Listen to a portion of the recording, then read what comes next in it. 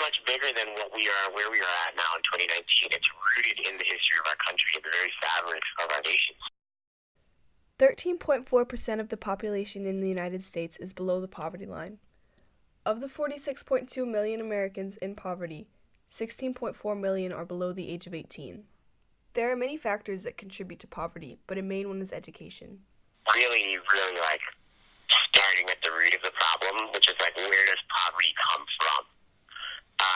Well, again, if you look across this country, right, there are over 16 million kids growing up in poverty under the poverty line. We're seeing that over a third of those kids are not graduating from high school on time or at all. And then less than 1 in 10 graduating from college. Specifically in Prince George's County, 11% of children are in poverty.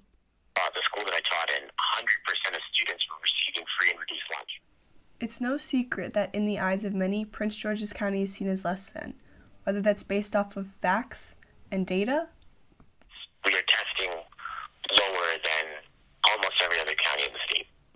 Or preconceived ideas that have been ingrained in their minds. I feel like most of the view from people outside the county, people just haven't experienced it, so it's based on, stereotypes and assumptions. But I think there's definitely that. I don't know.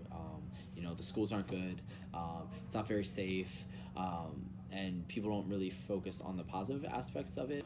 PG's kind of crazy. The schools just really kind of don't care. I do have friends in other counties and private schools, and they do think that Prince George County, public schools, aren't as good, they're inferior to them. There's definitely a negative connotation of saying that you go to a public school in PG County. When I speak to people in other counties like Carroll County, where my dad lives, I always sense some judgment when I say I'm from PG County. I think a lot of people in other counties definitely look down on Prince George's County. We just have a bad name for ourselves. Usually you work in PG County. There's kind of a pause or is it safe? Or don't you want to go somewhere else? You could get paid more going somewhere else. Well, no, I'm from here. I don't want to go somewhere else. It's really interesting. My aunt, she used to work in PG County schools. She works in Anne Arundel County schools, and that's mainly just because the drive was getting long based on where she lived. But she's still, when she talks to people and tells them that she spent, 15, 20 years in PG County school system, a lot of the teachers there will kind of have that reaction. I feel like I get a good level of education because me and my sister have both gone to private Catholic schools before, and once I got to public school, it was so much better. The quality of learning and the environment was just a lot better. I feel like the level of education is pretty good. It's adequate, and I learn a lot. I would say that the level of education in PG County Public Schools is about the same as you would get anywhere else, I believe, because I don't think that they're shorting us.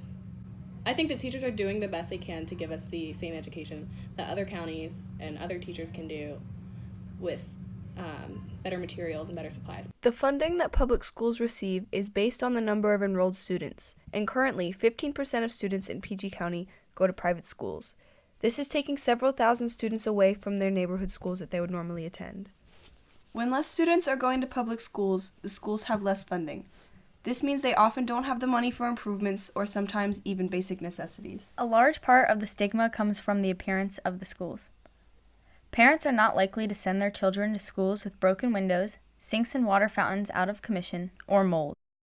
We go to school in this brick box when Montgomery County and Howard County schools have these glass walls and an open court to eat lunch in and walkways that are nice. There are many physical problems with the schools that are not being fixed, but there is an effort being put in to help improve the overall appearance of the schools. Many schools are having artificial turf installed and metal bleachers for their sports teams. This is done in hopes to make the outward appearance more appealing to prospective parents. It also is intended to improve the appearance of PG County to other parts of the state. But to keep enhancing our facilities as best we can. When you come down the highway and look over here, you want to see something real nice, and because you want to be proud of that. This is where I go to school. This is something that I can be proud of. I mean, I definitely think on the soccer side of things, being a coach, you know, like whenever another team comes to your school or you go to another school, that's your first impression. So if you see a school that looks really nice, I think that's a lot of where the perception comes from, because they don't, like, you don't know how good the school is academically by going to a football game or a soccer game there, but based on how it looks, people are going to make assumptions. So I think that might have more of an effect on like other schools when they come here rather than the people that are actually here. Because I mean, like, bleachers are bleachers. Like, I would have preferred the wood because it won't get as cold. But when other people come here now, they're going to be like, oh wow, they have bleachers, they have a press box.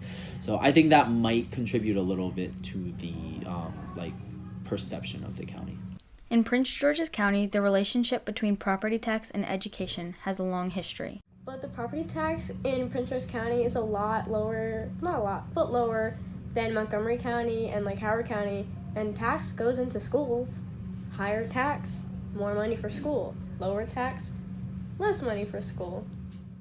As more members of the Black community moved into the county and began possessing wealth in the county, it was a very intentional effort to keep our school system down so that property value was lower here in the county. So One of the biggest solutions of PG to improve their image in the last couple of years related to this. Prince George's County Executive Rashawn L. Baker had the intentions of improving public schools by increasing taxes in the county, so school funding would also increase. According to the Washington Post, Baker believed that, quote, upgrading the schools also mean repairing crumbling buildings and boosting teacher pay. No small undertaking in the $1.6 billion system whose budget and per pupil spending is still less than what is spent by its more successful neighbors in Fairfax and Montgomery counties, end quote. Not that it was bad, that it just wasn't like amazing, because it's not like it's bad. We still have schools with good teachers and a pretty good environment. It's just not as great as the other ones. So you wouldn't like technically know. You would just think this is like kind of a normal. If you go to Montgomery County schools and see how they're like what they have, you would definitely be able to tell. But if I hadn't had the exposure to go to a Montgomery County school or go to a Howard County school, I wouldn't know that we were getting less. I would say no, because where I go to school, I don't see anything bad about it. Like, I wouldn't think that people would think it was bad based on where I go. A point of controversy in regards to improving the school system is magnet schools and special programs. These programs do keep people in the county. Programs like the magnet schools are playing an important role in keeping students in the county, and therefore they should be safeguarded. If I didn't get into science and tech, I'd probably be going to a private school. Yes, I would have gone to Pilates or Seton. I would have gone to a private school in Georgia if I hadn't gotten to ST. But these programs also pull students from their neighborhood schools, which keeps well-performing schools doing well and underperforming schools from improving. All of these problems and solutions are occurring and being implemented in the richest majority Black county in the nation. This means that PG County has some of the resources it needs to make these necessary changes. But many school systems in the country don't have this luxury. PG is seen as less than because the surrounding areas are so incredibly affluent. Like, we live in one of the richest parts of the country. If you look at the top 20 richest counties in the country, I think like 11 or 12 of them are either in Maryland or Northern Virginia. So if you put PG County next to any other set of counties, really almost anywhere in the country, we would be, like upper echelon. But you put us next to Loudoun County and Howard County and all these other counties, and then you get into this comparison thing. And I think it's important to keep that in perspective, because even though we do have poverty and more kids on free and reduced lunch than other counties, like, we are also, there's a lot more money here than there are most places in America. Many areas that are perceived the same way as PG have far less means than PG does.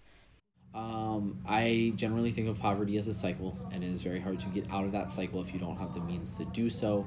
And I think everything comes back to education. It's not to say that you can't get out of this cycle a different way, but I think education gives you the surest path to get out of that cycle. So if the school system is struggling or you don't have that foundation of education, I think it is much more difficult to break the cycle.